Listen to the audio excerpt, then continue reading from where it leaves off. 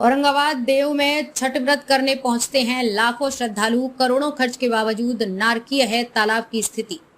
लोक आस्था का महापर्व छठ व्रत को लेकर औरंगाबाद जिले की देवनगरी में तैयारी जोरों पर है, लेकिन प्राचीन और ऐतिहासिक देव में एक तालाब इस कदर उपेक्षित है कि इंसान तो दूर, मवेशी भी अगर उसका पानी पी लें तो बीमार हो जाएंगे।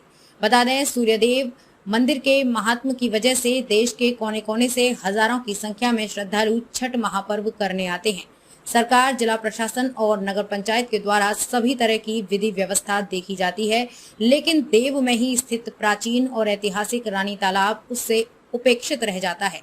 ऐसा कहा जाता है कि देव के राजा जगन्नाथ सिंह की पत्नी रानी इस तालाब में जल विहार करने आती थी, इसलिए इसे रानी तालाब भी कहा जाता है। इस तालाब को बचाने के कई राजनीतिक वादे भी हुए, लेकिन उसका थोड़ा सा भी काम जमीन पर नहीं दिखता। शहर के समाज सेवी आलोक सिंह ने कहा कि इस तालाब की जीर्णोद्धार होने से यहाँ के स्थानीय लोगों को भी इसका लाभ मिलेगा।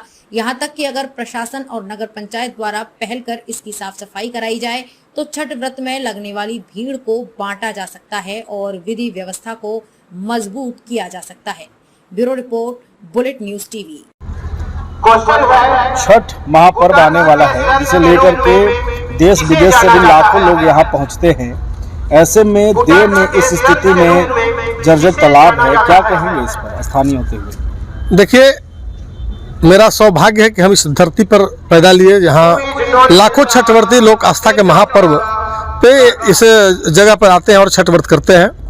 जिस जगह पर हम खड़ा हैं, इसको रानी तालाब के नाम से जाना जाता है।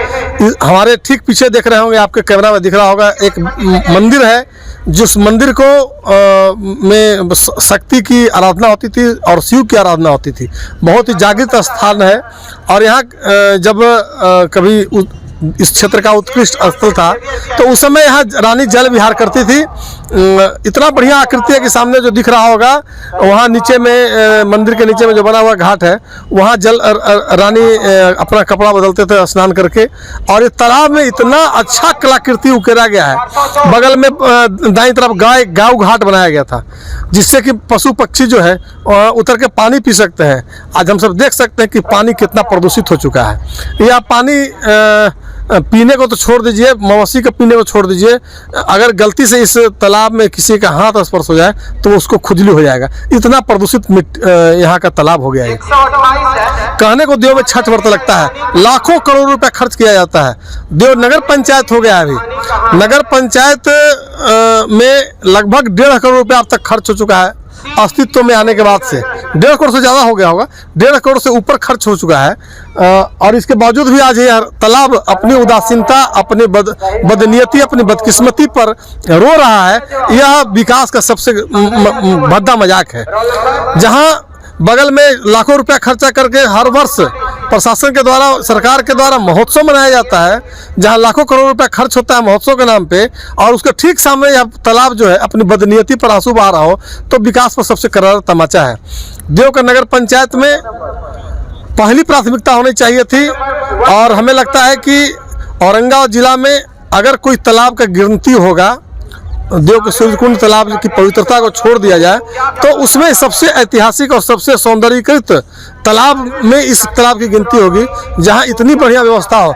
पूरा तालाब के चारों तरफ जाइए, कहीं मगरमच्छ होगा, कहीं गो होगा, कहीं कुछ होगा। इतनी बढ़िया बढ़िया कलाकृतियां हैं, फवारा टाइप का उसमें बनाया हुआ आकृतियां हैं, जिसपे कई प्रकार की कलाकृति, पौराणिक कलाकृतियों को दर्शाया गया है। वो सारा धूल दूषित हो रहा है, तो इसको बचाने का दायित्व जिला प्रशासन को,